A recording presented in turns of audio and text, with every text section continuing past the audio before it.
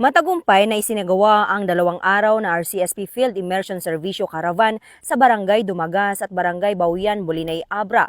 Sa pangunguna ng LGU Bolinay, katuwang ang Abra PPO, Bolinay MPS, 2nd PMFC at iba't ibang ahensya ng pamahalaan nito lamang 11 at 12 ng Mayo taong kasalukuyan.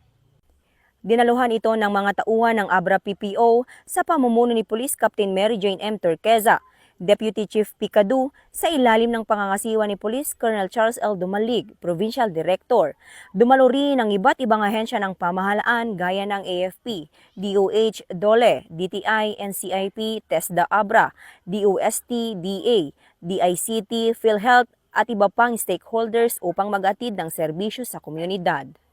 Tampok sa nasabing programa ang pagbibigay ng Police Clearance Processing, Feeding Program, libreng gupit, free medical consultation, animal health program, pamamahagi ng mga binhi, delayed registration at iba pa na labis na ikinatuwa ng mga residente.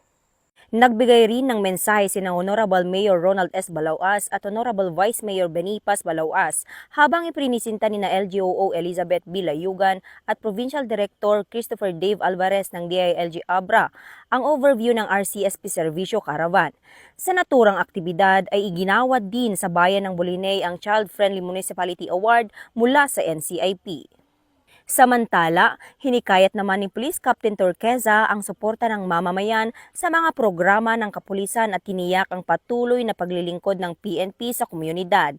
Bahagi rin ng aktibidad ang ugnayan sa barangay workshop kung saan nailahad ng iba't ibang sektor ang kanilang mga suliranin at mungkahi para sa agarang aksyon at solusyon. Nagtapos ang 2 araw na aktibidad ng matagumpay at naging makabuluhan sa pamamagitan ng pagkakaisa, pagtutulungan at mas pinaigting na ugnayan ng pamahalaan at mamamayan para sa patuloy na kaunlaran at kapayapaan ng komunidad na nagpapatunay na ang PNP para sa bagong Pilipinas, serbisyong mabilis, tapat at nararamdaman. Mula dito sa Abra Police Provincial Office, ako po ang inyong Police News Network Correspondent, Patrolwoman Maria Ella Garcia, alagad ng batas, tagataguyod ng balitang pulis. Bagong PNP para sa bagong Pilipinas, serbisyong mabilis, tapat at nararamdaman.